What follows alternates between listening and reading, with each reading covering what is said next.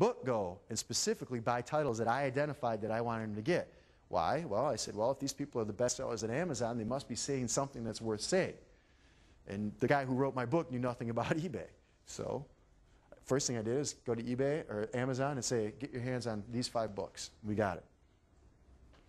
Then we buy several copies of the products in your chosen market. We did that. Not a big deal. I'm talking about going to Clickbank. Then we went over to Clickbank and we bought every eBay-related Clickbank product that was even close to being in our market. Information products. They weren't that good. That made it easy for us. We'd already figured that out during our research. Our research phase, what I told you was to go buy the other books, take a look at them, and say, hey, can I do this better? That's literally what we did. But we needed some more content. We needed actually, we just needed something better to help them write the book. So I said, well, get the books that are selling on Amazon, because those are real books, and those people actually spend months researching these things, where a lot of the Clickbank products seem to have been thrown together in an afternoon. Literally, there was so many gaping holes in the products that he couldn't get enough new information to write our product for it. So we bought more products than Amazon. It should be done every time. Another nice thing about Amazon for research, too, is Amazon has spent tens of millions of dollars developing a cross-sell database for you, and it's free. They spent tens of millions of dollars developing a relational database that says, if Jeff buys book A, the odds are he's going to want to buy book B based on the profile in our databases. So what do? You use it for research. Say, well, what can I sell these people on the back end? You go over to Amazon, you type in eBay, and then you put it in your cart, and they say, hey, the people who bought that book have also looked at these particular books too. Well, there's an idea of whether or not there's a back end for it, and if there's like 5 or 10 products listed, well, great. Amazon just let me borrow their $20, $30 million database to figure out what I can sell my people on the back end. We've been doing it for years. It's not a secret.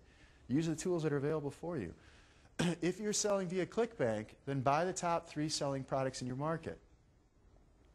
We've already done that during the research phase, actually. We did that. We tore them apart. We opened them up, said what's here, what's good, what's not, can we do better? That was part of a research phase. Then we look at them and say, okay, can we take what the best of them are, rewrite it in our own words, and make it better? And that's what we did. Assemble the research.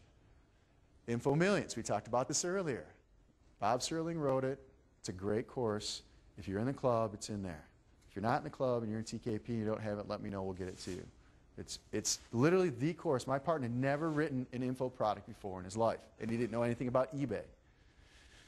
So I said, great, here you go. This is what I give my clients. Once again, I designed everything that I did was everything I taught everybody in the coaching club.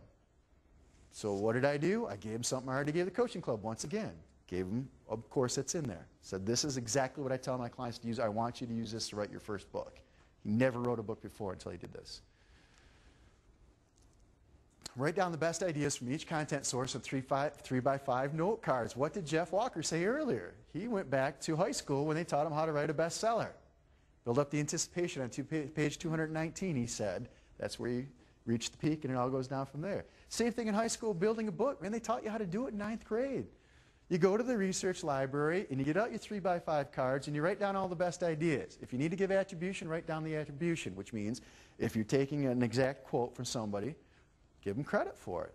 Technically speaking, the copyright laws do not require you to give attribution for every time you reprint something from somebody else. As long as you don't reprint the essence of the work itself, you do not have to give attribution, but I suggest that you give attribution when attribution is due. But the law does not require you to do so. But I say you do. So you write down the best ideas from each content source. I'm not kidding. This is exactly what I had him do. Get the InfoMillions and get some 3x5 cards and start writing down the best ideas from the 5 books we bought from Amazon and the 3 or 4 products we bought from Clickbank. Start writing down the best ideas. Don't write down the words verbatim. Write the ideas down. It's very hard to copyright an idea. In fact, it's arguably not possible. Some people will argue with me on that, but technically speaking, the spirit of the law says you can't really copyright an idea. It's the way that you put it down on paper. It's the way that you assemble it into a product. But the idea itself cannot be copyrighted. So do the research. You could use OnFolio or OneNote to make it, or a text editor to make it easy if you want to. OnFolio we talked about earlier. Microsoft just bought them. It's now free. It's part of a beta test for 2007. OneNote, Microsoft sells that. It's like $97. Or text editor. There's actually several other products that are available out there, and I think there's open source products, and I can't come across the name right now. It's not there. But Just get a research program that allows you to organize all this stuff, the links and the notes and everything else, and throw it all together. Those products work great. I use them all the time. 3x5 cards, though, that's exactly what he used, 3x5 cards. Assemble the pieces of information into an outline. You assemble it into an outline and you look for holes. So here's the information I've gathered. Let's look at the outline and let's decide if there's some holes that we need to plug right now. Plug the holes. Just start writing. Plug the holes. You've got an outline that says, okay, here's the information about this. You should sell a CD on eBay. Okay, that's great. But none of the other products we looked at told you specifically how to do it and how to make the determination as to whether or not you should actually sell the CD on eBay. So we actually put it in the book. People said you should collect emails. I don't know if it's in this product, but there are things. People said you should do something in one of the books, but there were huge holes. They didn't tell you how to do it or what to do. They said, well, you should do it. And that was it. So we looked for the holes in the outline and we filled in the information. How can we make it better? It's always, how can I make it better? That's what it always comes down to. How can you make it better than the next guys? So he assembled it into an outline, came to me for some more feedback, but that was it. We looked for filling holes. Where can you fill holes? Refer to the top-selling products for content and structure cues. I'm not kidding, folks. I've seen people in their offices take another person's book, lay it down on the table, and start copying and make their own information product. I don't think that's the way it should be done, but you can look for cues, for structuring cues. Okay, where do I start? If you don't know where to start, there has to be a logical flow to the information itself. That's when you have the 3x5 cards. You look at the 3x5 cards and you say, okay, I'm telling him to sell a CD on eBay. Well, how does he produce the CD? That should probably come first, right? Or at least shortly thereafter. So you're looking for a sequence. You're looking for structure cues. Look at some of the top-selling books, and they walk you through, logically, through the steps. They should, if there's a good editor involved in the book. And they give you cues as to how you should lay the information out. That's all you have to do. Look for cues in somebody else's course. Look for cues in somebody else's book. Make notes on the weak points in the top sellers and be sure to address them in your product. That was one of our strongest positions. We're getting rave reviews. We're getting unsolicited testimonials all over the place. People saying that the nice thing about our product is that it actually tells them how to do some of the stuff.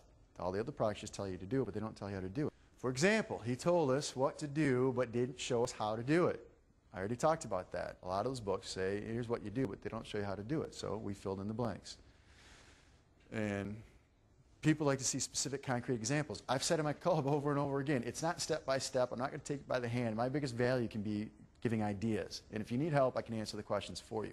But to put everything step by step, I've always said in my club, we'll give you the information, I generate the ideas for you, but I'm not going to do step by everything. And I think I need to do it. I really do. I probably should, but I like just generating ideas. I like telling you what works. My favorite seminar was Dan Kennedy's copywriting course, where he wore a god-awful red shirt, sat in the front of the room, and just spewed out copywriting information for a couple days. Does anyone have that course? DVDs? Actually, it's videotapes. It was never put on DVDs. And all he did was disseminate information. He sat there and spit out stuff about copywriting. Boom, boom, boom, boom. None of it was necessarily related. It wasn't linear. He just spit it out. But to me, that's what I like the best, because it's the ideas. And somebody in this room had said, somebody had asked them why they were in my coaching club, and he said, if he just gives me one idea a month, that's all I need. And that's what I've always said, too. And to me, I'm an idea man. That's what I do. I research everything. I read everything. I like to just throw it out there. I don't like to structure stuff necessarily, but in this marketplace, we needed to do it, so I had my writer do it, because that's what the writers are for. So they wrote it. They identified one of the weaknesses, and that was specific, concrete examples of your given solutions. And that's a big weakness for the coaching club, is people, one of the reasons, well, the biggest reason people quit are because it's too technical. And the second one is they don't know where to start, and that's my fault, but we'll see what happens. Go to the next one here. Make it better. We already talked about this. Be more specific, use lots of examples. And in fact, it got to the point where my writer was using so many examples that I think he was going beyond the right to use in copyright law, and I think he was plagiarizing. Although he was giving full attribution, I actually sent it to my lawyer, and my lawyer agreed. We had to pull some of it out. So we had to pull out some of it. He went into such detail and showed so many other people's sites and stuff. It was such a good part, such a large part of the essence of the work, that my lawyer said, you're right, you have to yank that out. So we actually went overboard he went overboard when he showed it to me. I'm like, whoa, you can't be putting all that. I mean, screenshot after